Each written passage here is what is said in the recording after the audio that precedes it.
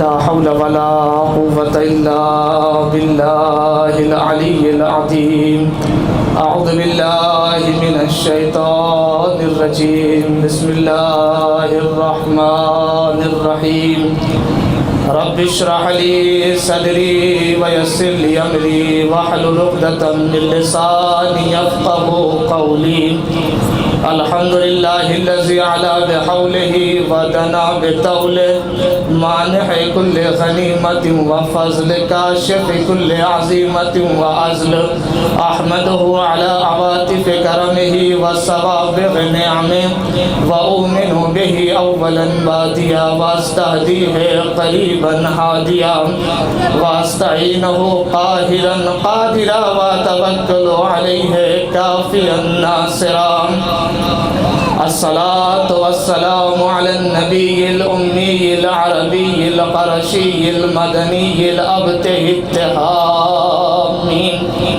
السيد البهي السراج المضيء الكوكب الدري صاحب الوقار والسكينة المدفون بأرض المدينة العبد المؤيد والرسول المسدد المصطفى الأمجد المحمود الأحمد حبيب إله العالمين وخاتم النبيين وشفيع المذنبين ورحمة للعالمين سيدنا ونبينا ومولانا أبي القاسم محمد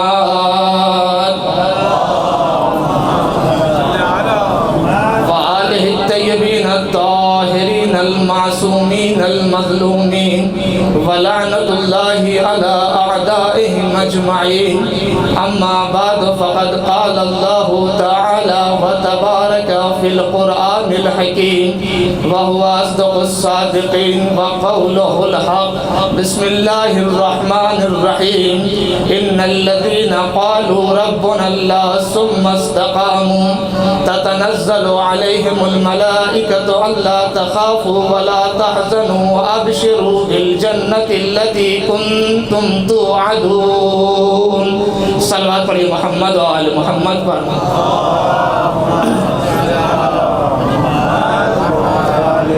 ایک بلند آواز سے صلوات پڑھیے محمد و آل محمد پر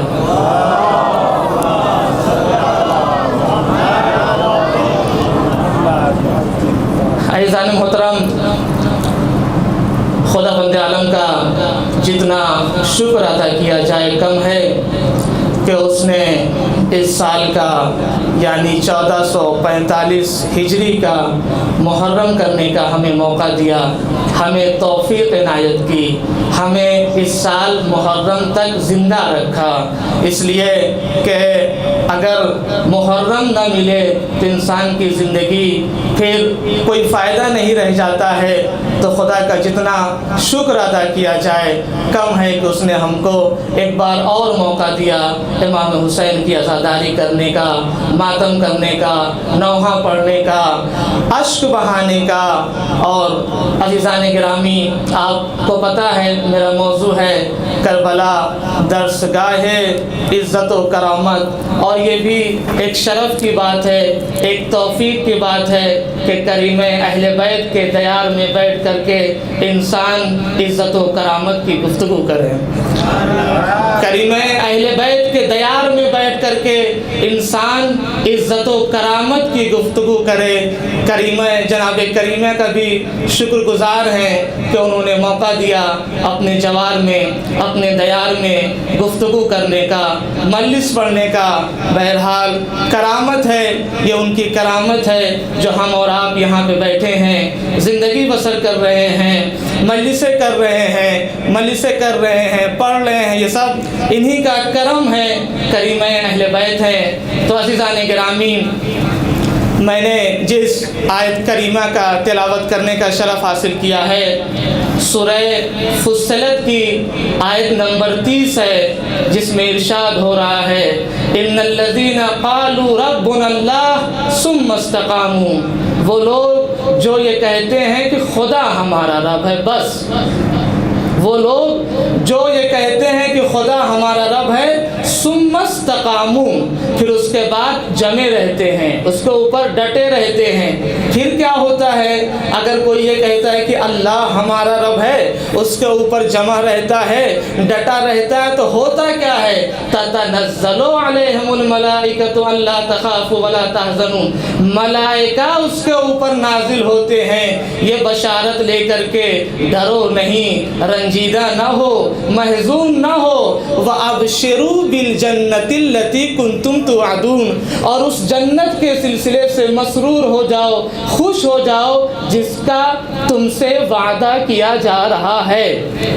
یعنی پتہ یہ چلا کہ اگر کوئی صرف یہ کہتا ہے کہ اللہ ہمارا رب ہے اور وہ اسی پہ ڈٹا رہتا ہے تو ملائکہ نازل ہوتے ہیں، ملائکہ بشارت لے کر کے آتے ہیں، ڈرو نہیں، خوف نہیں کھاؤ، بلکہ ڈٹے رہو، ڈرو نہیں، خوف نہیں کھاؤ، اور ہم تمہیں بشارت دیتے ہیں اس جنت کی جس کا تم سے وعدہ کیا جا رہا ہے۔ عزیزان گرامی، یہ آیت بڑے ہی جامع آیت ہے، بڑی ہی خوبصورت تعبیر ہے۔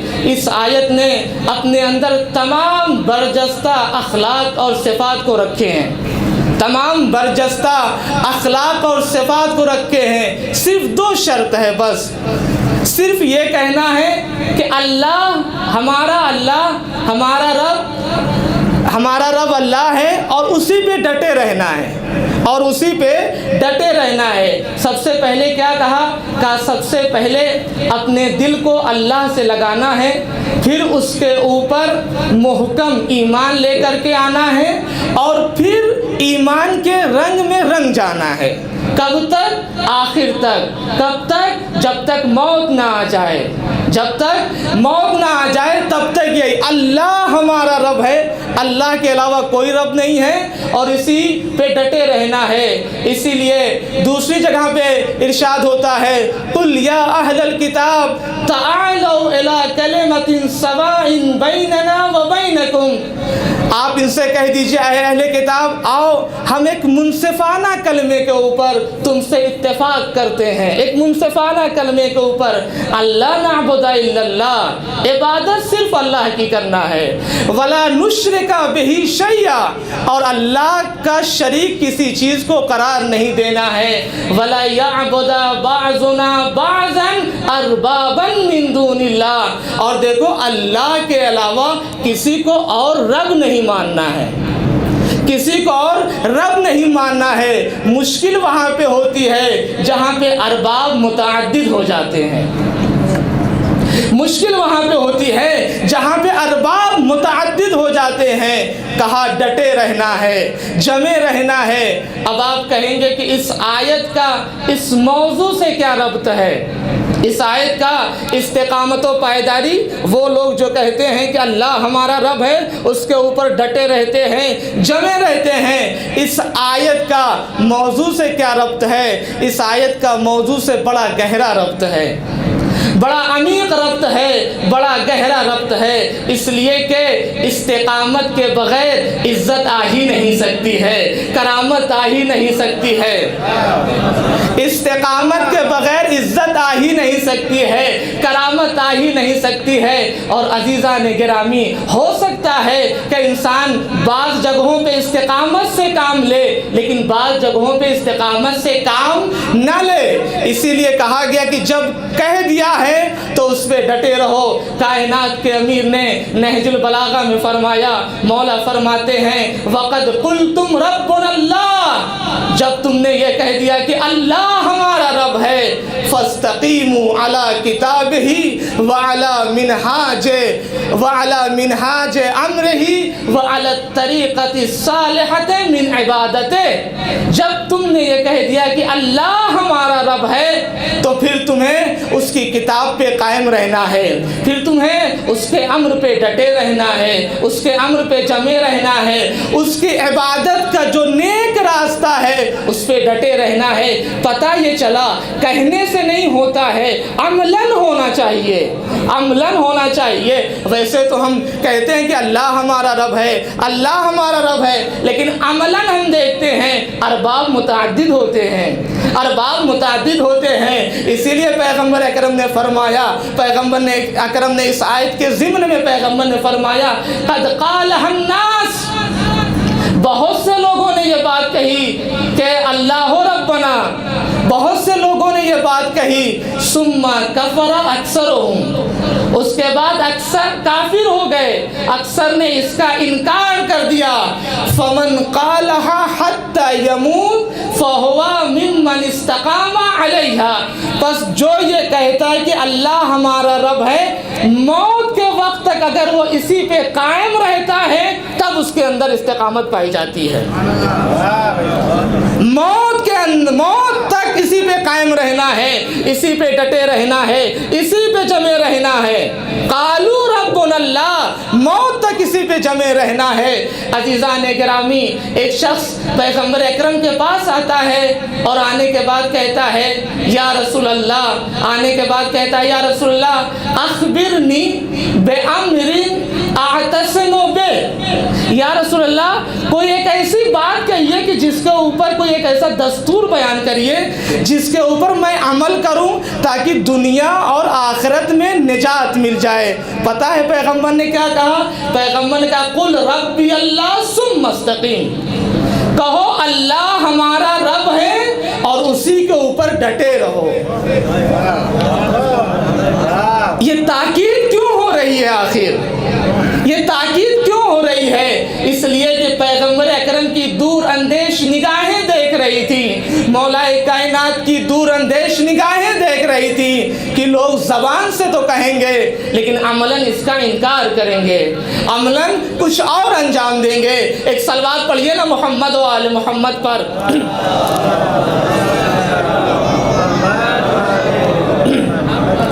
تو جمے رہنا ہے، ڈٹے رہنا ہے۔ اس آیت کے سلسلے سے مفسرین فرماتے ہیں یہ جو ارشاد ہوا اللہ تخافوا ولا تحزنوا، ڈرو نہیں، محزون نہ ہو، مغموم نہ ہو۔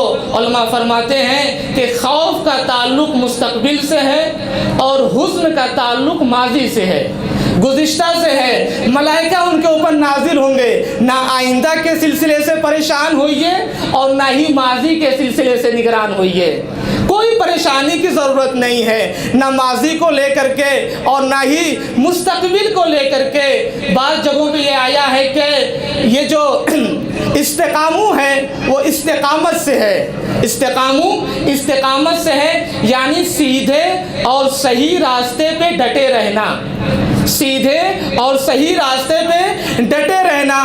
بعض نے کہا ہے کہ اعتدال کے معنی میں ہے، اعتدال کے معنی میں ہے۔ بعض نے کہا کہ سیدھے اور صراط مستقیم پہ ڈٹے رہنا، بعض نے کہا کہ اعتدال کے معنی میں ہے۔ اور بعض جو خوف کی بات کرتے ہیں تو بعض یہ کہتے ہیں یہ جو خوف ہے یہ گناہ کا خوف ہے، اور یہ جو حزن ہے یہ حزن کس چیز کا ہے؟ یہ حزن اس چیز کا ہے، ثواب کے ہاتھ سے جانے کا حزن ہے کہ ثواب ہاتھ سے نہ چلا جائے۔ ملائکہ کہیں گے نہیں، آپ کو خوف کرنے کی ضرورت نہیں ہے، آپ کو ڈرنے کی ضرورت نہیں ہے، آپ کو محزون ہونے کی ضرورت نہیں ہے۔ اور عزیزان گرامی بڑی جامع آیت ہے، کیا ارشاد ہو رہا ہے وَأَبْشِرُوا بِالْجَنَّةِ الَّتِي كُنْتُمْ تُوعَدُونَ، سارے صفات، سارے اخلاق، جنت کی جتنی بھی نعمتیں ہم تصور کر سکتے ہیں وہ اس میں بیان کر دی گئی۔ جو بھی آپ جنت کے تصور سے، جنت کے حوالے سے جو بھی آپ نعمتیں تصور کر سکتے ہیں اس کی بشارت دی جا رہی ہے، اس کی بشارت دی جا رہی ہے کہ جنت میں جتنی بھی چیزیں ہوں گی ان کا تم سے وعدہ کیا جا رہا ہے۔ تو عزیزان گرامی یہ آیت کے سلسلے سے ایک ہلکی سی گفتگو تھی استقامت کے سلسلے سے۔ پھر میں آتا ہوں کہ میں نے کہا کہ آیت کا ربط کیا ہے؟ میں نے آیت کا ربط عرض کیا آپ سے کہ استقامت کے بغیر، پائیداری کے بغیر عزت اور کرامت ممکن ہی نہیں ہے۔ عزت اور کرامت استقامت و پائیداری کے بغیر ممکن ہی نہیں ہے۔ اور عزیزان گرامی ہو سکتا ہے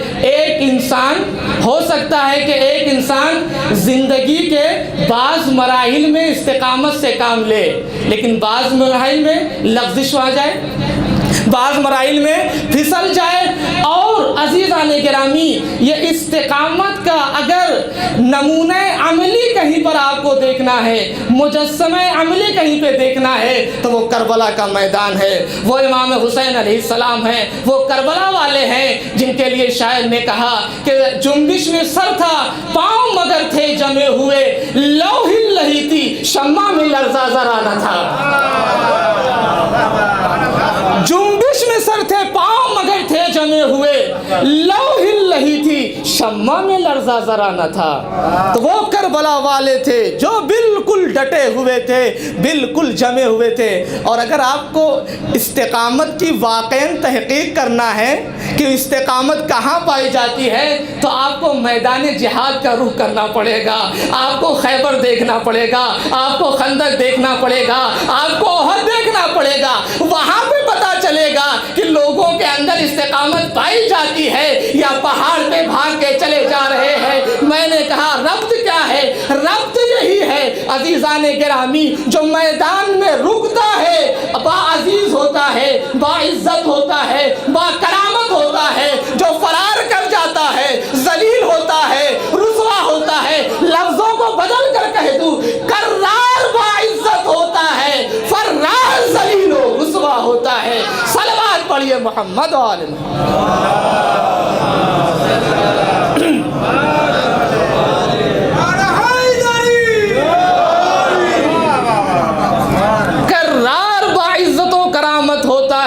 فرار ذلیل ہوتا ہے، رسوا ہوتا ہے۔ جب آپ میدان جنگ کا مظاہرہ کریں گے، جب آپ میدان جنگ کی تحقیق کریں گے تو بڑے بڑے فراری نظر آئیں گے۔ پتہ کیا چلا؟ استقامت نہیں پائی جا رہی ہے۔ پتہ کیا چلا؟ پائیداری نہیں پائی جا رہی ہے۔ پتہ کیا چلا؟ پتہ کیا چلا کہ ڈٹے ہوئے نہیں ہیں۔ اسی لیے جب 8ویں امام سے پوچھا گیا اس آیت کے بارے میں تو مولا نے فرمایا کہ حیا واللہ ما انتم، یہ وہی چیز ہے جس پر تم لوگ ہو۔ کس پر ہم لوگ ہیں؟ کہا یہ وہی چیز ہے جو تمہارے اندر ولایت و امامت پائی جا رہی ہے۔ یہ جو تمہارے اندر ولایت و امامت پائی جا رہی ہے، استقامت و پائیداری یہی چیز ہے۔ عزیزان گرامی آیت یہ نہیں بتا رہی ہے کہ ولایت و امامت کا خلاصہ اس آیت میں ہے۔ آیت یہ مولا یہ بتانا چاہتے ہیں کہ اگر تمہارے اندر ولایت پائی جائے گی، امامت پائی جائے گی، اگر تم ولایت و امامت کے زیر سایہ زندگی بسر کرو گے تو تمہاری توحید سالم رہے گی، تمہارا ایمان سالم رہے گا، نیک عمل انجام دو گے۔ یہ بتانا چاہ رہی ہے آیت یہ امام کی حدیث یہ بتانا چاہ رہی ہے کہ یا واللہ ما انتم۔ آپ دیکھ لیں جو ولایت سے ہٹ کر کے ہیں، جو امامت سے ہٹ کر کے ہیں، جو اہل بیت سے ہٹ کر کے ہیں، ان کے دین کو دیکھ لیجئے، ان کے عقائد کو دیکھ لیجئے، ان کے کلام کو دیکھ لیجئے، ان کی تفسیر کو دیکھ لیجئے۔ کیا ہے؟ کیوں اہل بیت سے ہٹ گئے ہیں؟ کیوں اس سے ہٹ گئے ہیں جو مفسر قرآن ہیں؟ مفسرین قرآن سے ہٹ گئے ہیں تو لہٰذا توحید بھی ناقص ہے، لہٰذا کلام بھی ناقص ہے، لہٰذا جتنی چیزیں ہیں سب ناقص ہی ناقص ہے۔ ایک صلوات پڑھیے محمد و آل محمد پر۔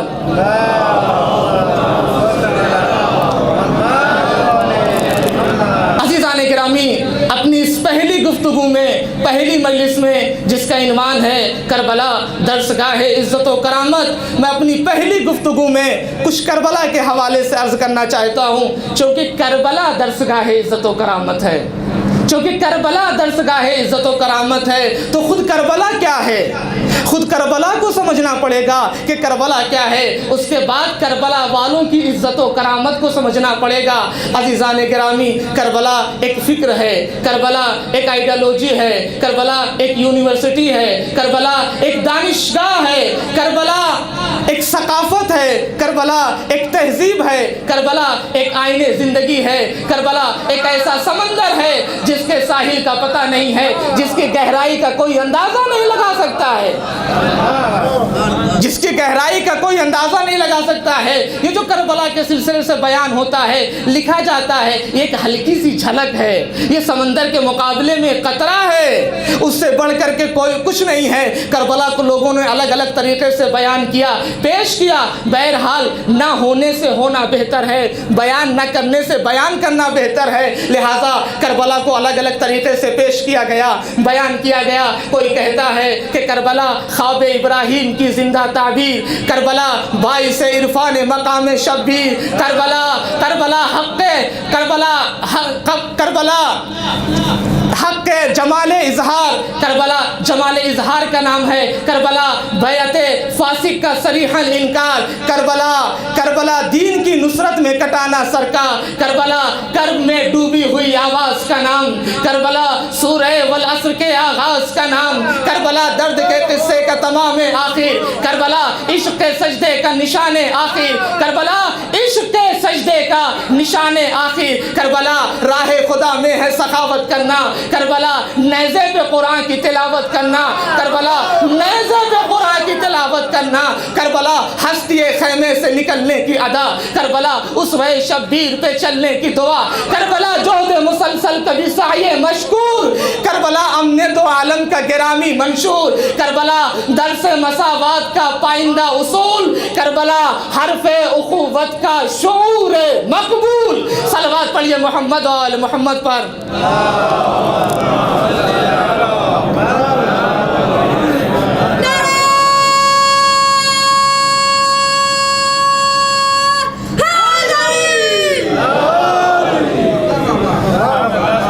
کربلا درس مساوات کا پائندہ اصول، کربلا درس مساوات کا پائندہ اصول، کربلا حرف اخوت کا شعور مقبول۔ یہ کربلا ہے، اسے پہچاننے کی ضرورت ہے، اسے بتلانے کی ضرورت ہے، اسے پہنچانے کی ضرورت ہے۔ عزیزان گرامی، اگر آج کربلا کو قاعدے سے دنیا والوں تک پہنچا دیا جائے تو ممکن ہی نہیں ہے کہ دنیا امام حسین کی طرف مائل نہ ہو، ممکن ہی نہیں ہے کہ دنیا امام حسین کی طرف مائل نہ ہو۔ یہ جو شعر ہم مشہور شعر پڑھتے رہتے ہیں کہ انسان کو بیدار تو ہو لینے دو، ہر قوم پکارے گی ہمارا ہے حسین، یہ شعر، اس شعر میں بڑی باریک بینی ہے، بڑی دور اندیشی ہے، بڑی بصیرت، بڑا عرفانی شعر ہے۔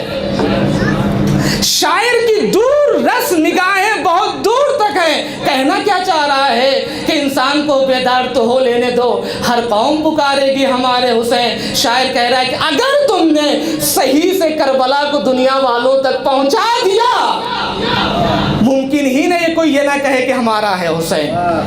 پہنچانا ہمارا کام ہے۔ تو عزیزان گرامی، کربلا کو پہنچانے کی ضرورت ہے۔ اور کربلا کیا ہے، بات عرض ہو رہی تھی، اور میں نے یہ بھی کہا کہ پہلی گفتگو میں مجھے تھوڑا سا خود کربلا کو بیان کرنا ہے، اس کے بعد کل سے اصل گفتگو کہ کربلا کیا ہے۔ عزیزان گرامی، اگر ہم مطالعہ کریں، اگر ہم پڑھیں، اگر ہم غور کریں تو ہمیں پتہ چلے گا کوئی بھی دنیا کا کوئی بھی واقعہ جب وجود میں آتا ہے، اتفاق پاتا ہے، تو اس میں چند باتیں پائی جاتی ہیں، یا کسی خاص جگہ سے متعلق ہوتا ہے، یا کسی خاص قوم سے متعلق ہوتا ہے، یا کسی خاص طبقے سے متعلق ہوتا ہے۔ دنیا کا کوئی بھی واقعہ جب عالم وجود میں آتا ہے تو دو تین چیزیں اس میں پائی جاتی ہیں، یا کسی خاص جگہ سے متعلق ہوتا ہے، یا کسی خاص قوم سے متعلق ہوتا ہے، یا کسی خاص طبقے سے متعلق ہوتا ہے۔ اس اعتبار سے اگر ہم دیکھیں تو کربلا کا واقعہ عراق کی سرزمین پر ابو ہاشم کی نسل سے اور مسلمانوں کی جماعت سے تعلق رکھتا تھا۔ کربلا کا واقعہ عراق کی سرزمین، ہاشم کی نسل اور مسلمانوں کی جماعت سے تعلق رکھتا تھا، لیکن واقعے میں وسعت اور ہماگیری ان خصوصیات اور نتائج کی وجہ سے بڑھ جاتی ہے، پیدا ہو جاتی ہے جو تمام عالم انسانیت سے وابستہ ہوں اور اس میں مذہب و ملت کی کوئی تفریق نہ ہو۔ واقعے میں وسعت کب پائی جاتی ہے؟ واقعہ سب کے لیے کب ہو جاتا ہے؟ جب وہ واقعہ تمام عالم انسانیت کے لیے ہو، پوری انسانیت کے لیے جب وہ واقعہ ہو تو واقعے میں وسعت بڑھ جاتی ہے، ہماگیری بڑھ جاتی ہے، اور مذہب و ملت کی کوئی قید نہ پائی جاتی ہو۔ اس اعتبار سے اگر دیکھا جائے تو چند وجہوں سے، چند چیزوں کی وجہ سے کربلا عالم انسانیت کے مرکز کا تعلق ہے۔ کربلا عالم انسانیت کے مرکز کا تعلق ہے، یعنی کربلا کا تعلق کسی ایک خاص مذہب سے نہیں ہے، کسی ایک خاص قوم سے نہیں ہے، کسی ایک خاص ملت سے نہیں ہے، بلکہ کربلا کا تعلق پوری انسانیت سے ہے، پوری انسانیت سے ہے۔ یہ جو واقعہ کربلا دوسرے واقعات سے جو جدا کر دیتا ہے، جو اس میں بہت زیادہ وسعت پیدا ہو جاتی ہے، اس کی سب سے بڑی دلیل یہ ہے کہ کربلا کسی ایک خاص قوم سے مخصوص نہیں ہے، کربلا پوری عالم انسانیت، میں نے کہا کہ چند وجہوں سے کربلا پوری عالم انسانیت کے تعلق کا مرکز ہے۔ چند باتیں عرض کرتا ہوں، پہلے ایک صلوات پڑھ دیجئے محمد و آل محمد پر۔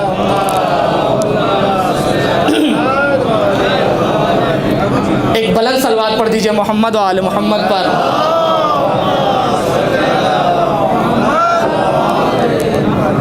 چند چیزوں کی وجہ سے کربلا پورے عالم انسانیت کے تعلق کا مرکز بنا ہوا ہے۔ پہلی چیز جو کربلا کو دوسرے واقعات سے الگ کر دیتی ہے، جو عالم انسانیت کے لیے کربلا کو آگے بڑھاتی ہے، کربلا عالم انسانیت کے لیے ہے، پہلی چیز ظالم سے نفرت اور مظلوم سے ہمدردی۔ ظالم سے نفرت اور مظلوم سے ہمدردی یہ انسان کی فطرت میں پائی جاتی ہے۔ اگر ہم کو یہ نہ پتا ہو کہ فلاں آدمی کے اوپر ظلم ہوا ہے، ہمارا جاننے والا نہیں ہے، ہمارے گھر کا نہیں ہے، ہمارے خاندان کا نہیں ہے، ہمارا رشتہ دار نہیں ہے، ہمارا پڑوسی نہیں ہے، ہمارا دوست نہیں ہے، ہم جانتے ہی نہیں ہے کون ہے، لیکن اگر ہم یہ سن لیتے ہیں کہ اس کے اوپر ظلم ہوا ہے تو خود بخود اس کے تئیں ہماری ہمدردی بڑھ جاتی ہے، خود بخود اس کے تئیں ہماری ہمدردی بڑھ جاتی ہے۔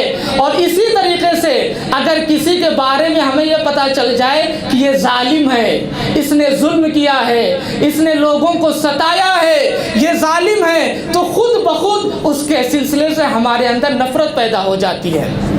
ہم جانیں چاہے نہ جانیں، پہچانیں چاہے نہ پہچانیں۔ عزیزان گرامی، اور یہ بھی چیز ہے، جتنا زیادہ مظلوم کے اوپر ظلم ہوگا اتنی ہی زیادہ اس کے حوالے سے ہمدردی ہوگی، اتنی ہی زیادہ، اور جتنا ہی زیادہ ظالم ظلم کرے گا اتنا ہی زیادہ ظالم کے حوالے سے نفرت پیدا ہوگی۔ ہم دیکھتے یہ ہیں امام مظلوم کربلا امام حسین کی مظلومیت کے سلسلے سے آخر اتنی ہمدردی کیوں ہے، آخر اتنی ہمدردی کیوں ہے؟ ہم جناب آدم سے لے کر کے آج تک دیکھتے ہیں انبیاء، پیغمبر، صلحاء، صادقین، صدیقین، اللہ کے نیک بندے، سب کے اوپر ظلم ہوا، ستم ہوا، اور بہت سارے دیکھیں دوسرے لوگ مارے گئے، لوٹے گئے، قتل و غارت گری ہوئی، ساری چیزیں ہر وقت کے ظالم و جابر نے اپنے وقت کے نیک آدمی کو، اپنے وقت کے آدمی کو، شریف آدمی کو پریشان کیا، ظلم کیا، اس وقت سے لے کر کے آج تک یہ سلسلہ چلتا رہا۔ لیکن جتنا ظلم فردی طور پہ لوگوں کے اوپر ڈھایا گیا، شخصی طور پہ لوگوں کے اوپر ڈھایا گیا، وہ سارے ظلم امام حسین کی ذات میں آ کے اکٹھا ہو جاتے ہیں، وہ سارے ظلم امام حسین کی ذات میں اکٹھا ہو جاتے ہیں۔ میں نے عرض کیا جتنا زیادہ ظلم ہوگا، جتنا زیادہ انسان مظلوم ہوگا، اتنا ہی زیادہ اس کے تئیں ہمدردی ہوگی، اتنا ہی زیادہ اس کے تئیں دل جھکے گا۔ اسی طریقے سے آپ کا جو ظالم ہے، جس نے آپ پہ ظلم کیا، جس نے آپ کو قتل کیا، اس کے سلسلے سے نفرت بھی اتنی ہی زیادہ پائی جاتی ہے۔ کیوں؟ اس لیے کہ ظالم نے بہت زیادہ ظلم کیا، جتنا زیادہ ظلم کرے گا اتنی زیادہ نفرت پیدا ہوگی۔ اور عزیزان گرامی، ہر امام، ہر معصوم کے قاتل کے چہرے کے اوپر نقاب ڈالی جا سکتی ہے، لیکن حسین کے قاتل کے اوپر، قاتل کے چہرے کے اوپر نقاب نہیں ڈالی جا سکتی ہے۔ اس کی سب سے بڑی دلیل یہ ہے کہ خود یزید کے بیٹے نے تخت و تاج کو ٹھوکر مار کر کے بتا دیا تو ظالم ہے، حسین مظلوم ہے، تو اس سے نفرت ہوگی، حسین سے ہمدردی ہوگی۔ و آل محمد پر۔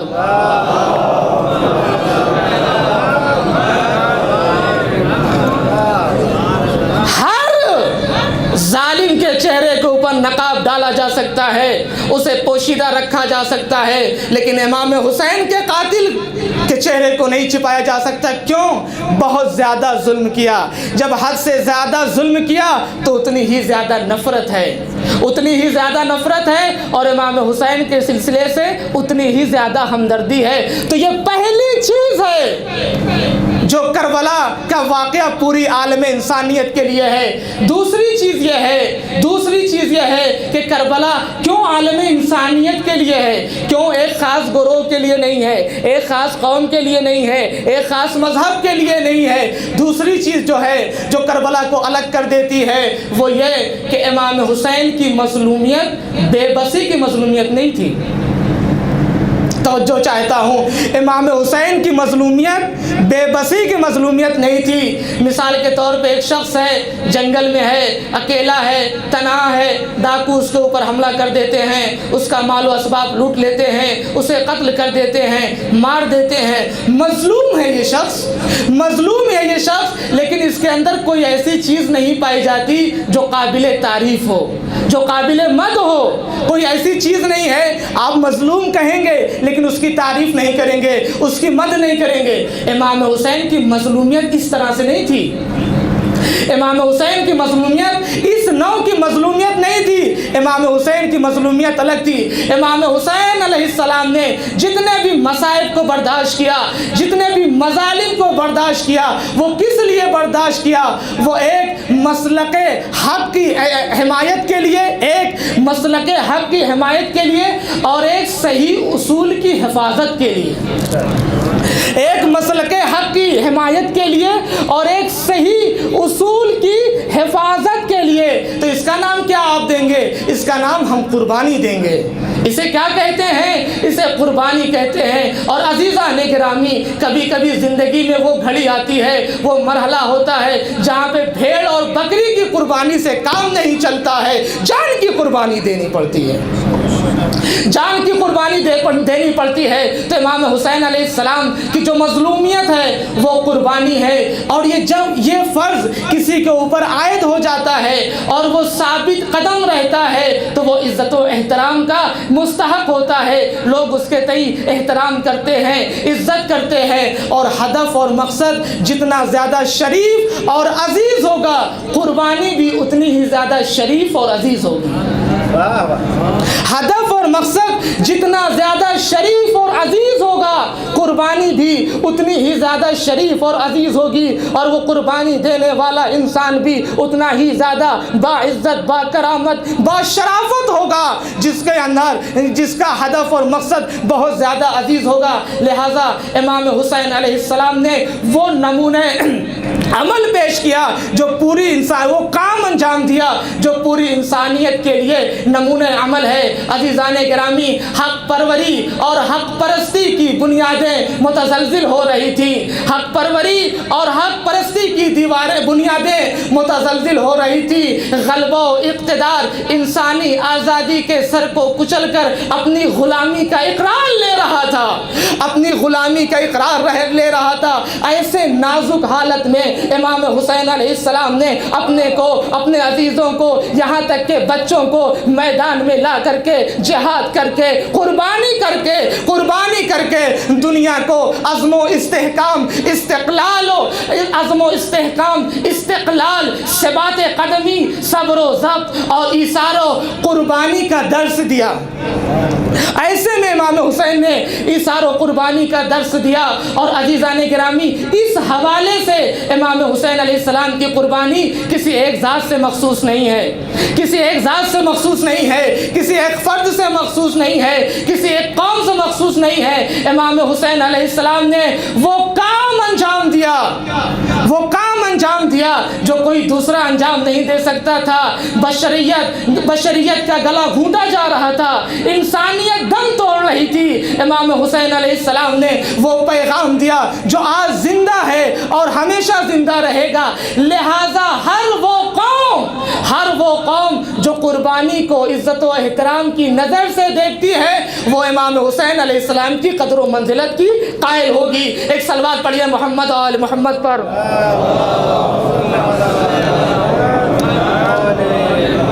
یہ دوسری چیز تھی جو کربلا کو پوری عالم انسانیت میں وسعت پیدا کر دیتی ہے کربلا کے لیے، کہ کربلا پوری عالم انسانیت کے لیے ہے، کسی ایک مذہب کے لیے نہیں ہے، کسی ایک ملت کے لیے نہیں ہے۔ یہ دوسری چیز تھی۔ تیسری چیز وہ ہے جو کربلا کو دوسرے واقعات سے الگ کر دیتی ہے، جو کربلا کو دوسرے واقعات سے الگ کر دیتی ہے، جو کربلا میں وسعت پیدا کر دیتی ہے، جو کربلا کو کہتی کہ کربلا انسانیت کے لیے انجام دی گئی، کربلا بشریت کے لیے انجام دی گئی۔ وہ تیسری چیز کیا تھی؟ وہ تیسری چیز یہ ہے کہ امام حسین علیہ السلام نے کوئی ایسا کام، کوئی ایسا فعل انجام نہیں دیا جو مختلف مذاہب کے نقطۂ مشترک کے اعتبار سے اختلاف کا سبب بنے۔ امام حسین علیہ السلام نے کوئی ایسا فعل، کوئی ایسا کام انجام نہیں دیا جو متعدد اور مختلف مذاہب کے اعتبار سے اختلاف کا سبب بنے۔ اور عزیزان گرامی، اخلاق انسانی میں، اوصاف انسانی میں ایک منزل وہ آتی ہے جہاں پر سارے مذاہب، ساری قومیں آ کر کے متفق ہو جاتی ہیں، ایک ہو جاتی ہے، نظریہ ایک ہو جاتا ہے، متفق ہو جاتی ہیں۔ وہ کون سی چیز ہے؟ وہ چیز جس پہ اخلاق انسانی کی عمارت قائم کی گئی ہے، بنیاد قائم کی گئی ہے، جس کی اساس اور اصل ایک ہے۔ وہ یہ ہے کہ ہر قوم، ہر ملت یہ چاہتی ہے کہ انسان کے اخلاق کو منزل کمال تک پہنچا دیا جائے، انسان کے اخلاق کو منزل کمال تک پہنچا دیا جائے، آخری منزل تک پہنچا دیا جائے۔ کس چیز کو؟ انسان کے اخلاق کو۔ یہ اور بات ہے زمانے کے حالات کے اعتبار سے کبھی کبھی آمدن کچھ تبدیلیاں آ جاتی ہیں، تغییر پیدا ہو جاتی ہے، یا آنے والی بعد نسلوں کی ناسمجھی کی وجہ سے کمی اور زیادتی ہو جاتی ہے، لیکن محور سب کا ایک ہے، ہدف سب کا ایک ہے، مقصد سب کا ایک ہے، تہذیب اخلاقی عمارت کو منزل تکمیل تک پہنچا دیا جائے۔ امام حسین علیہ السلام نے اسی نقطۂ مشترک کا استعمال کیا۔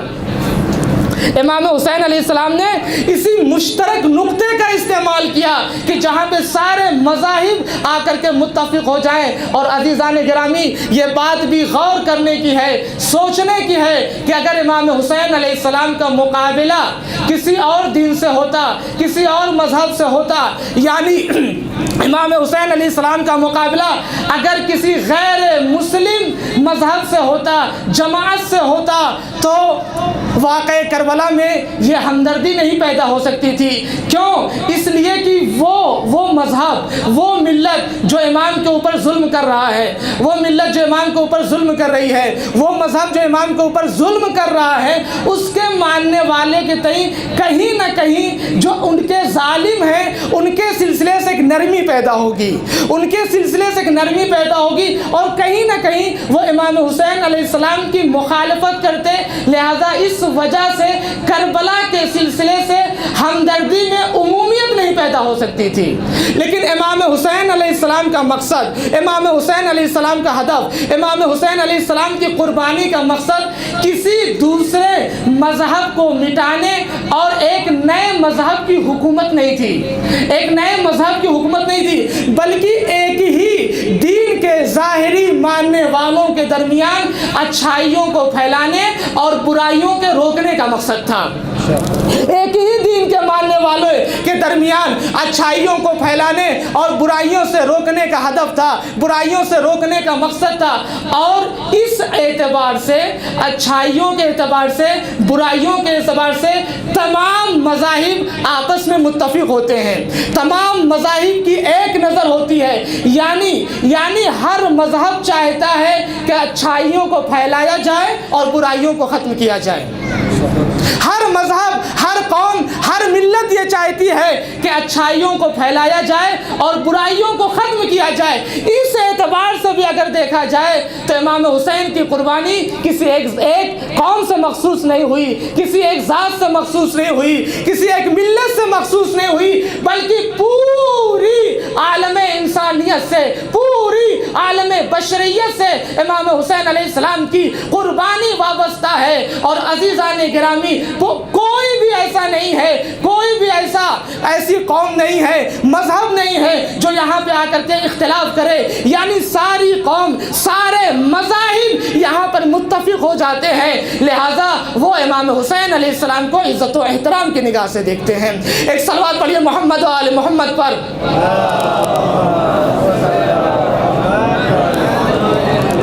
یہ تیسری وہ چیز تھی کہ امام حسین علیہ السلام نے اس اخلاق کا نمونہ پیش کیا جسے دوسری قومیں، دوسری ملتیں، دوسرے مذہب جس کا انکار نہ کر سکیں، جس میں اختلاف نہ کر سکیں، بلکہ سب متفق ہو جائیں۔ لہٰذا ماننا یہ پڑے گا کہ کربلا کی جو قربانی ہے، کربلا کا جو واقعہ ہے، وہ عالم انسانیت کے لیے ہے، وہ عالم بشریت کے لیے ہے۔ چوتھی وہ کون سی چیز ہے؟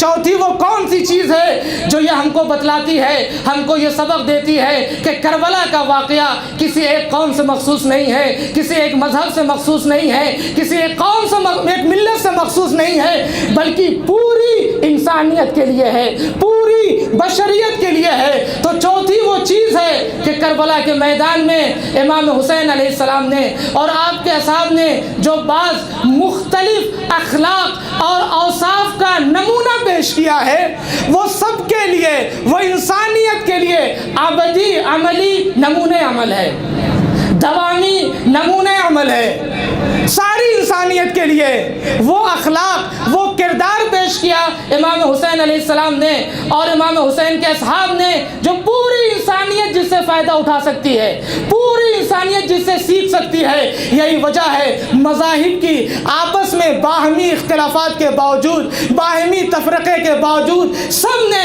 کربلا کے سلسلے سے یگانگی کا ثبوت دیا ہے، سب نے کربلا کی عظمت کا اعتراف کیا ہے، سب نے کربلا کی عظمت کا اقرار کیا ہے۔ کیوں؟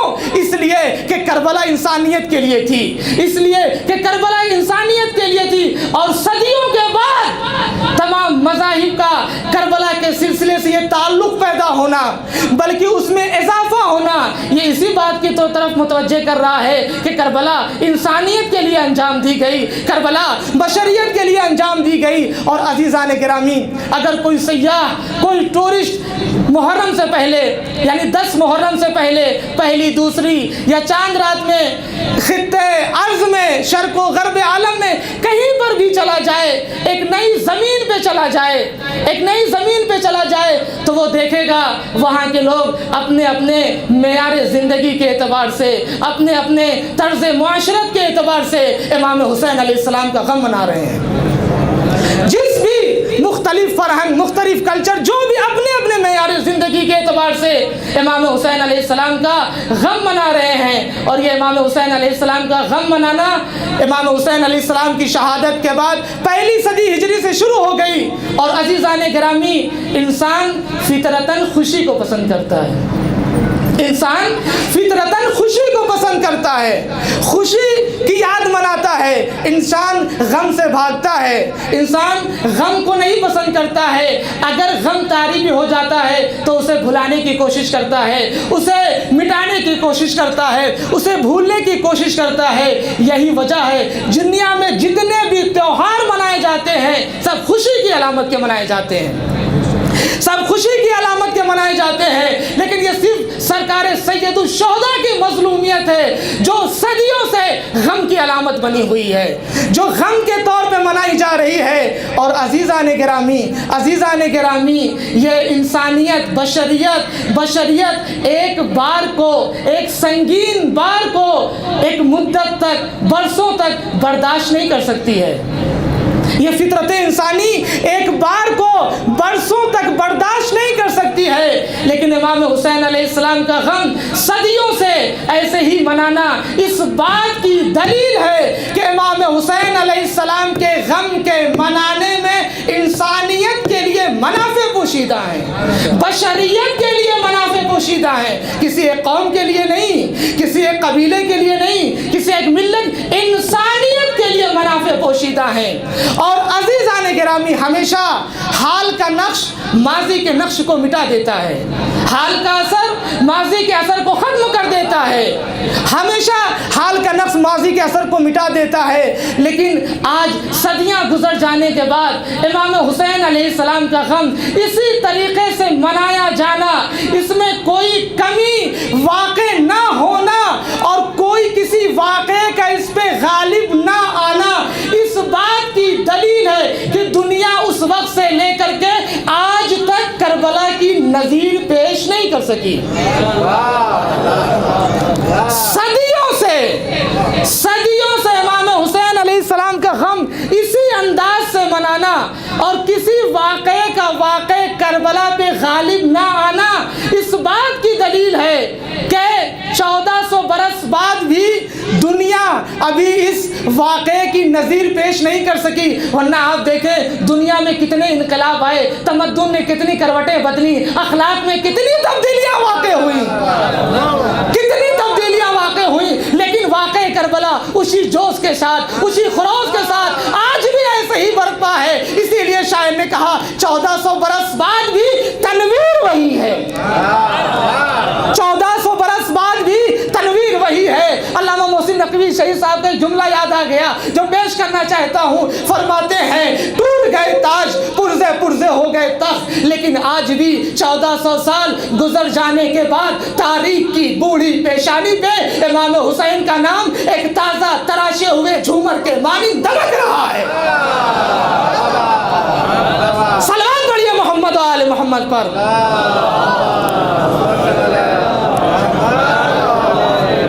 ٹوٹ گئے تاج، پرزے پرزے ہو گئے تخت، لیکن آج بھی 1400 سال گزر جانے کے بعد تاریخ کی بوڑھی پیشانی پر امام حسین کا نام ایک تازہ تراشے ہوئے جھومر کے مانند دمک رہا ہے، دمک رہا ہے۔ یہ کس بات کی دلیل ہے کہ ابھی دنیا نے کربلا کی نظیر نہیں پیش کی۔ اور عزیزان گرامی، تو ماننا یہ پڑے گا کربلا کی قربانی ان مشترک اصول کی حفاظت کے لیے تھی جسے پوری قومیں، دنیا کی ہر قوم مانتی ہیں، اور جب تک انسانیت باقی رہے گی تب تک یہ اصول باقی رہیں گے، تب تک ان اصول کی قدر و منزلت کا اندازہ ہوتا رہے گا، اور امام حسین کی غم کی یادگار اسی طرح مناتی جاتی رہے گی۔ اور یہ بات بھی غور کرنے کی ہے، کوئی بھی واقعہ جب اس کے نتائج بہت الگ ہوتے ہیں، جب اس کے خصوصیات بہت الگ ہوتے ہیں، جب اس میں ندرت زیادہ پائی جاتی ہے، جب اس میں ندرت زیادہ پائی جائے گی، تو جب ندرت زیادہ پائی جائے گی تو اہل فکر و قلم بھی تباہ آزمائی زیادہ کریں گے اس کے سلسلے سے۔ یہی وجہ ہے کربلا کے سلسلے سے جتنی زیادہ نثر اور نظم لکھی گئی، اشعار لکھے گئے، نثر میں بیان کیا گیا، کسی اور واقعے کے سلسلے سے ایسا نہیں ہوا۔ ابھی کربلا کی زمین پہ خون شہداء کا خون ابھی خشک نہیں ہونا پایا تھا، تری خشک نہیں ہونے پائی تھی کہ شعراء نے اشعار کہنے شروع کر دیے۔ ابھی خون خشک نہیں ہوا تھا، شعراء نے اشعار کہنا شروع کر دیے۔ اور وہ اقدامات، میں ابھی ان خطبوں کی بات نہیں کر رہا ہوں جو امام حسین نے دیے، جو ہنگامی حالت میں اہل بیت اطہار علیہ السلام نے دیے، میں ان اقدامات کی بات کر رہا ہوں جو واقع کربلا کے فوراً بعد عمل میں آ گئے۔ سلیمان ابن سرد خزائی کا واقعہ ہو، جناب مختار کا قیام ہو، یہ ساری چیزیں کس بات کو بتلا رہی تھی؟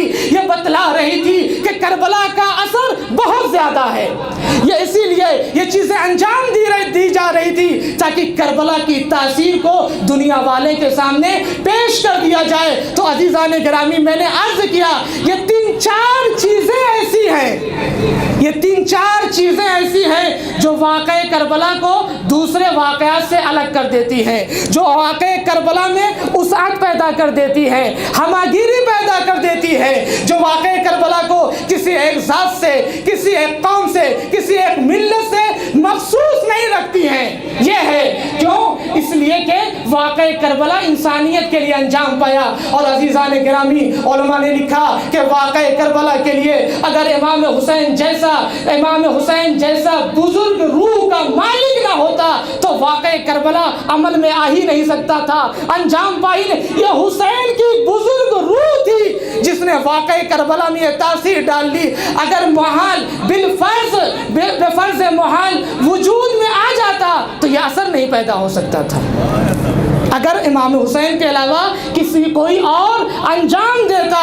اسی لیے تو کہا ہاں وہ حسین جس کا ابد آشنا ثبات, ہاں وہ حسین جس کا ابد آشنا ثبات. کہتا ہے گا حکیموں سے بھی یہ بات, یعنی درون پرد ہے صدرنگ کائنات, ایک کار ساز ذہن ہے ایک ذی شعور ذات, سجدوں سے کھینچتا ہے جو مسجود کی طرف, تنہا جو ایک اشارہ ہے معبود کی طرف. ایک صلوات پڑھیے محمد و آل محمد پر.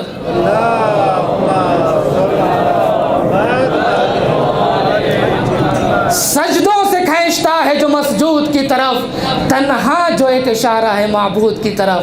معبود کی طرف جانا ہے امام حسین کو پڑھنا پڑے گا, امام حسین سے وابستہ ہونا پڑے گا, امام حسین سے لو لگانا پڑے گا.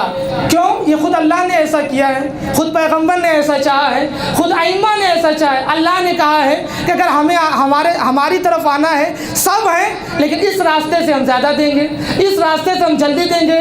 اور خود پیغمبر نے یہ بیان کیا ہے. تو عزیزان گرامی خدا تک جانے کے لیے کیا تنہا وہ ایک اشارہ ہے معبود کی طرف. تو یہ واقعہ کربلا جو وجود میں آیا, جس کے اندر اتنا زیادہ اثر پیدا ہو گیا, یہ امام حسین کی دین ہے, یہ امام حسین کی برکت ہے. اب دامن وقت میں ظاہراً گنجائش نہیں رہ گئی ہے کہ میں اور چیزوں کو بیان کرتا, میں ان لوگوں کے اقوال کو بیان کرتا. چونکہ میں نے عرض کیا کہ کربلا ایک مذہب کے لیے نہیں ہے, کربلا ایک ملت کے لیے نہیں ہے, کربلا کسی خاص طبقے کے لیے نہیں ہے, کربلا بشریت کے لیے ہے, کربلا انسانیت کے لیے ہے. میں ان غیر مسلمانوں کے اقوال کو نقل کرنا چاہ رہا تھا جنہوں نے کربلا کے حوالے سے پیش کیے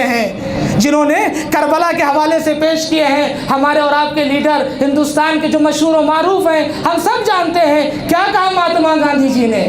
کیا کہا ہم نے کوئی نیا کام کیا ہی نہیں, ہم نے کوئی نیا کام کیا ہی نہیں, ہم نے تو وہی کیا جو کربلا والوں نے کیا, ہم نے تو وہی کیا جو امام حسین علیہ السلام نے انجام دیا.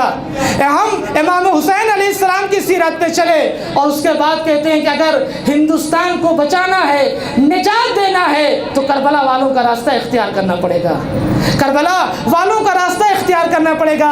ایسے بہت سے اقوال ہیں جو عیسائیوں کے ہیں, مسیحیوں کے ہیں, لیکن وقت نہیں ہے جسے بیان کیا جائے. جن لوگوں نے کتابیں لکھی کہ شیعان الحسین, حسین نے ہمیں شیعہ کیا, حسین نے ہمیں شیعہ کیا, ہم حسین کی وجہ سے شیعہ ہوئے. جنہوں نے لکھا الحسین فی فکر المسیحی, حسین عیسائیوں کی فکر میں, حسین عیسائیوں کے نزدیک. تو عزیزان گرامی یہ لوگوں نے بیان کیا کربلا کے حوالے سے کہ کربلا کیا ہے. تو عزیزان گرامی کربلا کسی بھی ایک خاص قوم سے مخصوص نہیں ہے, کسی بھی ایک خاص ملت سے مخصوص نہیں ہے. کربلا پوری بشریت کے لیے ہے, کربلا پوری انسانیت کے لیے ہے. بس عزیزان گرامی میں مصائب کی طرف آ گیا, اب وقت نہیں ہے کہ مزید گفتگو کو طولانی نہیں کیا جائے. عزیزان گرامی واقعاً وہ کربلا جس سے پوری بشریت کو فائدہ پہنچا, پوری انسانیت کو فائدہ پہنچا. کیوں ایسا ہوا, کیوں یہ اثر آیا؟ میں نے ایک وجہ یہ بیان کی تھی کہ جتنے مصائب پوری دنیا کے لوگوں یعنی یہ جو بعض لوگ ہیں جن کے اوپر فردی طور پہ شخصی طور پہ ڈھائے گئے, وہ سارے مصائب کربلا میں آ کے جمع ہو گئے, سب امام حسین علیہ السلام کے اوپر. امام حسین علیہ السلام کی ذات سے ہار باد ایسا. بس آج پہلی محرم ختم ہو گئی, آج پہلی محرم ختم ہو گئی. وہ کربلا, وہ عزاداری, وہ محرم جس کا ہم پورے سال انتظار کر رہے تھے, پورے سال انتظار کر رہے تھے، دعا کر رہے تھے کہ میرے اللہ ہمیں زندہ رکھنا محرم تک، ہمیں زندہ رکھنا اس سال عزاداری کرنے تک۔ ہاں ارباب عزا، اس کی ایک تاریخ گزر گئی، رات بچی ہے، دن گزر گیا۔ ہاں ارباب عزا، ان آنسوؤں کی قدر کرنا چاہیے، ان جذبات کی قدر کرنا چاہیے، ان احساسات کی قدر کرنا چاہیے۔ کیوں؟ اس لیے کہ یہ احساسات، یہ جذبات عقیدہ اور ایمان کے ذریعے سے وجود میں آئے ہیں۔ ان احساسات اور جذبات کو دنیا آج کروڑوں اور اربوں روپے دے کر کے خرید نہیں سکتی ہے، پیدا نہیں کر سکتی ہے لوگوں کے اندر۔ یہ جذبات نہیں پیدا ہو سکتے ہیں، یہ احساسات نہیں پیدا ہو سکتے ہیں۔ کیوں؟ اس لیے کہ یہ جذبات اور یہ احساسات عقیدے اور ایمان کے ذریعے سے وجود میں آئے ہیں۔ ہاں ارباب عزا، رو لیجئے، آنسو بہا لیجئے، اس لیے کہ روتے وہی ہیں جو زندہ ہیں، اور اگلے سال بھی وہی روئیں گے جو زندہ رہیں گے، اگلے سال بھی وہی روئیں گے جو زندہ رہے ہیں، اور اس سال بھی وہی روئیں گے جو زندہ ہیں۔ پتہ نہیں کون اگلے سال روتا ہے، کون نہیں رہتا ہے، رو پاتا ہے یا نہیں رو پاتا ہے۔ ارباب عزا، عزیزان گرامی، ماتمداران امام حسین، آپ کو پتہ ہے ہمارے ائمہ نے کتنا گریہ کیا ہے، کتنا اہتمام کیا ہے اس عزاداری کے لیے۔ آپ تو سنتے رہتے ہیں 33-34 سال مسلسل امام سجاد علیہ السلام گریہ کرتے رہے، آنسو بہاتے رہے۔ جب بھی پانی آتا تھا، ہائے میرا بابا پیاسا مار دیا گیا، کھانا آتا تھا، ہائے میرا بابا بھوکا مار دیا گیا۔ اے ارباب عزا، امام سجاد سے زیادہ گریہ پتہ کس نے کیا ہے؟ امام باقر نے کیا ہے۔ 3 سال کی عمر میں سارے واقعے کو اپنی نظروں سے دیکھا ہے۔ آپ خود بتائیں، جب کوئی شدید واقعہ ہو، غم انگیز واقعہ ہو، ایک بچہ اگر اس کے ذہن میں بیٹھ جائے، النقش کل حجر ہو جاتا ہے، پوری زندگی گھوم گھوم کے وہ بات آتی رہے گی۔ 3 سال کے امام باقر ہیں، 50 سال 55 سال اس واقعے کو یاد کرتے رہے، گریہ کرتے رہے۔ امام رضا علیہ السلام نے فرمایا، امام حسین علیہ السلام کے غم نے ہماری آنکھوں کو خشک کر دیا ہے۔ آنکھیں کس کی خشک ہوتی ہیں؟ جو اتنا روئے، اتنا روئے، اتنا روئے کہ آنکھیں خشک ہو گئی، آنکھوں کو خشک کر دیا ہے۔ روایت نے کہا، کل عین باکیۃ یوم القیامہ الا عین بکت علی مصاب الحسین۔ قیامت کے دن ہر آنکھ روئے گی، ہاں صرف وہ آنکھ جو حسین پہ آنسو بہاتی ہے، جو حسین پہ آنسو بہاتی ہے۔ اے ارباب عزا، آپ سنتے رہتے ہیں، امام رضا نے شبیب سے کہا، یبن شبیب ان کنتا باکیا لشیء فابکی للحسین۔ کسی چیز پہ رونا آ رہا ہے، آنسو بہانا آ رہا ہے، حسین پہ رو، کربلا والوں پہ رو، ان کی مظلومیت پہ رو۔ ہاں ارباب عزا، پہلی محرم ہے تو میں چاہتا ہوں آغاز کربلا، باب کربلا، ابتداء کربلا جناب مسلم کے مسائل پڑھے جائے۔ کربلا کا آغاز ہے، کربلا کا باب ہے، کربلا کی ابتدا ہے، کربلا کی قربانی کی شروعات ہے۔ کون؟ جناب مسلم۔ اے ارباب عزا، آپ تو سنتے رہتے ہیں، پڑھتے رہتے ہیں، جب امام حسین علیہ السلام مکے میں ہیں، خط پہ خط آ رہے ہیں، خط پہ خط آ رہے ہیں، 18,000 یا اس سے کچھ کم زیادہ خط آ گئے۔ تو ایک مرتبہ جب حجت تمام ہو گئی، امام حسین علیہ السلام نے کہا، بھیا مسلم کوفے جاؤ، اور کوفے جا کر کے وہاں کے حالات سے ہمیں باخبر کرنا، بیعت لینا۔ امام نے خط لکھ دیا، ہم اپنے سقا کو بھیج رہے ہیں، ہم اپنے بھائی کو بھیج رہے ہیں۔ اے ارباب عزا، جناب مسلم کربلا کی بنیاد ہیں، کربلا کا آغاز ہے، کربلا کی ابتدا ہے، کربلا کا باب ہے۔ جناب مسلم کی فضیلت میں اگر کوئی چیز نہ ہوتی، صرف یہی امام حسین کا ثقہ ہونا، امام حسین کا ثقہ اور معتمد ہونا، یہی جناب مسلم کی فضیلت کے لیے کافی تھا۔ ہاں ارباب اعزاز، جناب مسلم آ گئے۔ کوفے کے لوگوں نے خط کے میں جو لکھا تھا، شروع میں تو ایسے ہی پیش آئے، بیعت کا سلسلہ شروع ہو گیا۔ 18,000 لوگ یا اس سے کم زیادہ لوگوں نے جناب مسلم کے ہاتھوں پہ بیعت کر لیا۔ معمول ٹھیک چل رہے تھے، حالات ٹھیک چل رہے تھے، لیکن ادھر سے یزید کو پیغام بھیج دیا کہ مسلم آ گئے ہیں، کوفے میں تیری حکومت کا تختہ پلٹنے والا ہے، جلدی سے کسی ظالم و جابر کو بھیج۔ ایک مرتبہ یزید نے ابن زیاد کو خط لکھا۔ ابن زیاد اور اس کا باپ جو تھا، اس کے باپ نے کوفے والوں پہ بڑے مظالم ڈھائے تھے، بڑے مظالم ڈھائے تھے۔ لوگوں کو پتا تھا یہ بڑا ظالم ہے، بڑا جابر ہے، لیکن یہ آیا کیسے؟ یہ آیا کیسے؟ یہ آیا بالکل امام حسین علیہ السلام کے انداز میں کوفے میں وارد ہوتا ہے، کوفے میں داخل ہوتا ہے۔ امامہ ویسے ہی لگاتا ہے، چہرے کو کپڑے سے باندھ لیتا ہے، کپڑا ڈال لیتا ہے چہرے پہ۔ اب وہ کوفے کے نزدیک ہو رہا ہے، لوگوں میں جوش پیدا ہو رہا ہے۔ ایک مرتبہ لوگ استقبال کے لیے آگے بڑھتے ہیں، استقبال کے لیے آگے بڑھتے ہیں۔ خوش آمدید یا ابن رسول اللہ، خوش آمدید یا ابن رسول اللہ۔ لوگ استقبال کر رہے ہیں، احترام کر رہے ہیں۔ ابن زیاد کوفے سے نزدیک ہو رہا ہے، کوفے سے نزدیک آ گیا، ابھی کچھ کہہ نہیں رہا ہے، مجمع ہے، لوگ ہیں، وہ آ رہا ہے، لوگ آ رہے ہیں۔ اب جب دھیرے دھیرے دارالعمارہ سے نزدیک ہو گیا، دارالعمارہ کے نزدیک پہنچ گیا، تو ایک مرتبہ ابن زیاد اب نقاب کو ہٹاتا ہے، اب کپڑے کو ہٹاتا ہے اور کہتا ہے میں ابن زیاد۔ جیسے ہی کہا میں ابن زیاد، حالات وہیں سے بدلنا شروع ہو گئے، اس لیے کہ لوگوں کو ظلم کا بات پتا تھا، لوگوں کو پتا تھا کتنے مظالم ڈھائے ان لوگوں نے۔ ایک مرتبہ اس نے اعلان کر دیا اب جس نے بھی مسلم کی بیعت کیا وہ میرا دشمن ہوگا، اس کے اوپر ظلم کیا جائے گا، ستم کیا جائے گا۔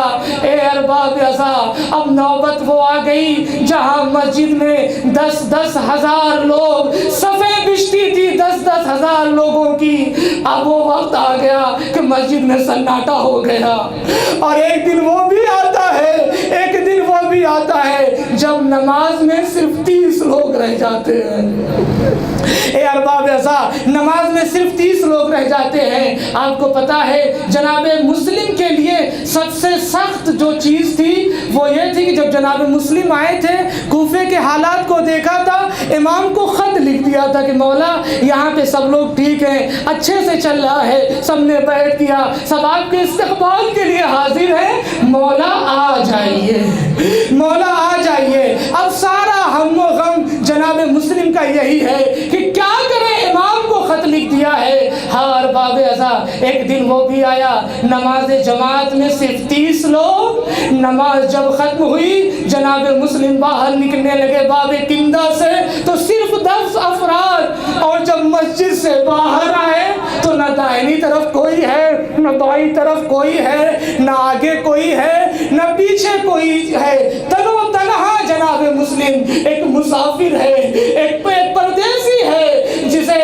وہاں کے بارے میں پتہ نہیں ہے، بھٹک رہا ہے، جدھر جا رہا ہے فوجیں ہیں، سپاہی ہے، گھوڑوں کے ہنہنانے کی آوازیں آ رہی ہے، نیزے ہیں، تلواریں ہیں، پردیسی مسلم، مسافر مسلم بھٹک رہے ہیں، ادھر جا رہے ہیں، ادھر جا رہے ہیں، اور سب سے بڑا ہم و غم کہ امام مظلوم کو خط لکھ دیا ہے۔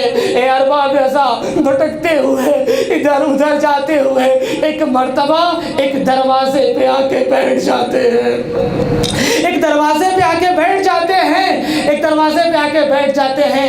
ایک مرتبہ گھر کا دروازہ کھلتا ہے، ایسا لگتا ہے کہ جیسے وہ خاتون کسی کا انتظار کر رہی ہو، جیسے وہ خاتون کسی کا انتظار کر رہی ہو، کسی کی منتظر ہو۔ ایک مرتبہ جناب مسلم کو دیکھا، دیکھنے کے بعد کہتی ہے کیا تجھے نہیں پتا کہ شہر کے حالات کیا ہیں؟ کیا تو شہر کے حالات سے واقف نہیں ہے؟ کیا تو نہیں دیکھ رہا ہر طرف فوجیں ہیں؟ تجھے شہر کے حالات سے واقف نہیں ہے۔ ایک مرتبہ جناب مسلم نے اشارے سے پانی مانگا، بہت پیاسے تھے، بہت تھکے ہوئے تھے، قدم آگے نہیں بڑھ رہے تھے، اشارے سے پانی مانگا۔ وہ بی بی، وہ خاتون جاتی ہے، ایک کاسے میں پانی لاتی ہے، جناب مسلم پانی پیتے ہیں، کاسا اس کے حوالے کرتے ہیں، وہ گھر میں چلی جاتی ہے۔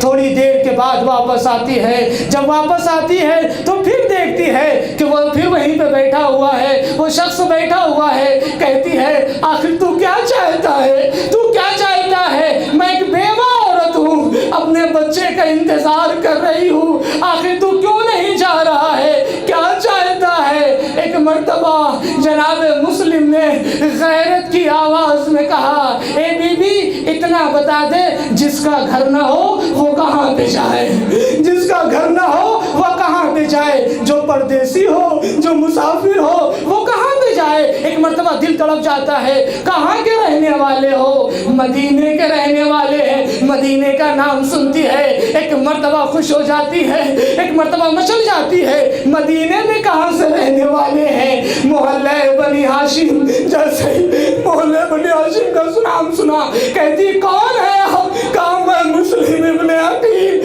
حالات تمہارے سامنے قدموں میں گر جاتی ہے, آقا معاف کریے گا, میں نے نہیں پہچانا, میں آپ کی نوکر, میں آپ کی خادمہ, گھر آپ کے لیے ہے, استقبال ہے آپ کا. گھر کے اندر لاتی ہے, حجرے میں لے جاتی ہے, بستر لگا دیتی ہے, کھانے اور دانے کا پینے کا انتظام کرتی ہے. اے ارباب ازا, جناب مسلم نے کچھ نہیں کھایا, رات بھر عبادت میں بسر کی, اور صبح سے پہلے, نماز صبح سے پہلے آنکھ لگ گئی, خواب میں مولا کائنات کو دیکھا, آواز دیتے مسلم الوحا الوحا العجل العجل, اے مسلم جلدی سے آ جاؤ, ہم تمہارا انتظار کر رہے ہیں. ایک مرتبہ چونک کے اٹھتے ہیں, گھبرائے ہوئے ہیں. ایک مرتبہ توبہ نے کہا, ایک مرتبہ توبہ نے کہا مولا آپ نے کچھ کھایا نہیں؟ کہا نہیں, اب میرے جانے کا وقت نزدیک آ گیا ہے, میں نے اپنے چچا کو خواب میں دیکھا ہے, مجھے بلا رہے ہیں. ہار باب ایسا اتنے میں نماز ہوتی ہے, گھوڑوں کے ٹاپوں کی آوازیں آنے لگتی ہیں, گھوڑوں کے ہنہنانے کی آوازیں آنے لگتی ہیں, تلواروں کے چمکنے کی آوازیں آنے لگتی ہیں. ایک مرتبہ جناب مسلم آمادہ ہونے لگتے ہیں, تیار ہونے لگتے ہیں. توبہ نے کہا آقا کیا کر رہے ہیں؟ باہر نہیں جائیے گا. غیرت دار مسلم نے کہا اے توبہ تو نہیں دیکھ رہی ہے, اگر میں باہر نہیں گیا تو یہ لوگ تیرے گھر میں داخل ہو جائیں گے, گھر کی بے حرمتی کریں گے. اے جناب مسلم کیا کہنا آپ کی غیرت کا, ایک عام خاتون کے گھر میں اشقیاء داخل ہو جائیں, یہ آپ کو برداشت نہیں ہے. مولا اس وقت کیا گزری ہوگی جب امام حسین کی شہادت کے بعد اشقیاء خیمے میں داخل ہو گئے تھے, خیموں میں آگ لگا رہے تھے, چادریں چھین رہے تھے, نیزے مار رہے تھے, زیورات چھین رہے تھے. مولا آپ نے نہیں دیکھا, لیکن ذرا امام سجاد کے دل سے پوچھئے کیا گزری ہوگی امام سجاد کے اوپر. مولا آپ کے سامنے تو آئے نہیں, لیکن امام سجاد نے پورے واقعے کو اپنی آنکھوں سے دیکھا. ہار باب ازا جناب مسلم باہر آتے ہیں, جنگ کرتے ہیں. محمد ابن اشعث لشکر پہ لشکر منگوا رہا ہے, بلوا رہا ہے, لیکن جناب مسلم کوفے کی گلیوں میں, کوفے کے کوچوں میں جنگ کر رہے ہیں. اور اے ارباب ازا, بزرگ کا جملہ ہے کہ کربلا والوں کی جنگ میں اور جناب مسلم کی جنگ میں ایک بڑا فرق تھا, ایک اساسی فرق تھا. کون سا فرق تھا؟ کہا کربلا والوں کو لڑنے کے لیے میدان ملا, لیکن مسلم کو لڑنے کے لیے میدان بھی نہیں ملا. کوچوں میں لڑ رہے ہیں, گلیوں میں لڑ رہے ہیں. ہار باب ازا دھوکے سے گرفتار کر لیا جاتا ہے, زخموں سے چور جناب مسلم کو ابن زیاد کے سامنے پیش کیا جاتا ہے. کسی نے کہا امیر کو سلام کی نہیں کیا, کہا کیا کہتا ہے, میرا حسین کے سوا کوئی امیر نہیں ہے. ابن زیاد نے کہا تو سلام کرو یا نہ کرو, تمہیں قتل کر دیا جائے گا. ہار باب ایسا مجلس کو ختم کر رہا ہوں, یہاں بھی جناب مسلم کو پیاس لگی, شدت کی پیاس لگی ہے. پانی کا مطالبہ کرتے ہیں, پانی آتا ہے, پینا چاہتے ہیں, خون گر جاتا ہے, واپس کر دیتے ہیں. دوبارہ آتا ہے, پھر خون گرتا ہے, واپس کرتے ہیں، تیسری مرتبہ دندان مبارک ٹوٹ کے گر جاتا ہے۔ جناب مسلم نے کہا لگتا ہے دنیا کا پانی نصیب میں نہیں ہے۔ اے جناب مسلم، اچھا ہوا پانی نہیں پیا آپ نے، ورنہ 7 محرم کے بعد یہ آواز بلند ہو جاتی، الاتش الاتش، ہائے پیاس ہائے پیاس۔ اے جناب مسلم، آپ کیسے برداشت کرتے؟ ہاں ارباب ازا، مجلس کو ختم کر رہا ہوں، جلاد کو حکم دیا جاتا ہے، داراللہ عمارہ کی چھت پہ لے کر کے آتا ہے جناب مسلم کو۔ جناب مسلم رو رہے ہیں، آنسو گر رہا ہے۔ کہا کیا قتل کے خوف سے رو رہے ہو؟ کہا نہیں نہیں، اب کی للحسین ولآل الحسین، میں حسین کے لیے رو رہا ہوں، اولاد حسین کے لیے رو رہا ہوں۔ کیوں؟ اس لیے کہ میں نے مولا کو خط لکھ دیا ہے۔ ہاں ارباب ازا، سر و تن میں جدائی کر کے لاشے کو زمین پہ گرا دیا جاتا ہے، پیروں میں پاؤں میں رسیاں باندھ کے کوفے کی گلیوں میں پھرایا جا رہا ہے۔ ادھر امام حسین مکے کی جانب بڑھ رہے ہیں، مجلس ختم کر رہا ہوں، مکے کی جانب بڑھ رہے ہیں۔ دیکھا ایک گھوڑا سوار چلا آ رہا ہے۔ ایک مرتبہ جب وہ نزدیک آنے لگا، اپنے اصحاب سے کہا اس کو روکو اس کو روکو۔ اصحاب گئے، دونوں بنی اسد کے رہنے والے تھے، جا کے کہتے ہیں بھائی کہاں سے آ رہے ہو؟ کہا کوفے سے آ رہے ہیں، بنی اسد کے رہنے والے ہیں۔ کہا ہم لوگ بھی بنی اسد کے ہیں۔ کہا ہمارے آقا تم سے کچھ پوچھنا چاہتے ہیں، تم سے کوئی سوال کرنا چاہتے ہیں۔ ایک مرتبہ وہ آیا، امام نے کہا بھائی کہاں کوفے سے آ رہے ہو؟ کہا ہاں۔ کہا کوفے کے حالات کیا ہیں؟ آنسو جاری ہو گئے، بتانا نہیں چاہتا۔ کہا مولا سب کے سامنے کیسے بتاؤں؟ امام نے کہا گھبراؤ نہیں، سب اپنے ہیں۔ کہا مولا جب ہم کوفے سے نکلے تھے تو جناب مسلم کے پیروں میں رسی باندھ کر کے کوفے کی گلیوں میں پھرایا جا رہا تھا۔ ایک مرتبہ امام حسین نے جیسے ہی سنا، ہاں ارباب ازا یہ جملہ بھی عرض کر دوں، جب جناب مسلم کے سر و تن میں جدائی ہو رہی تھی تو جناب مسلم نے مکے کا رخ کر کے کہا تھا السلام علیک یا ابا عبداللہ۔ اے ارباب ازا، امام حسین نے جواب نہیں دیا تھا۔ کب جواب دیا تھا؟ بس جواب سن لیجئے، مجلس کو ختم کر دیا۔ ایک مرتبہ خیمے میں آتے ہیں، آواز دیتے ہیں بہن زینب حمیدہ کہاں ہے؟ حمیدہ کو بلائیے، مسلم کی بیٹی کو بلائیے۔ حمیدہ کو بلایا گیا، امام نے اپنے زانو پہ بٹھایا، دست شفقت پہ کہا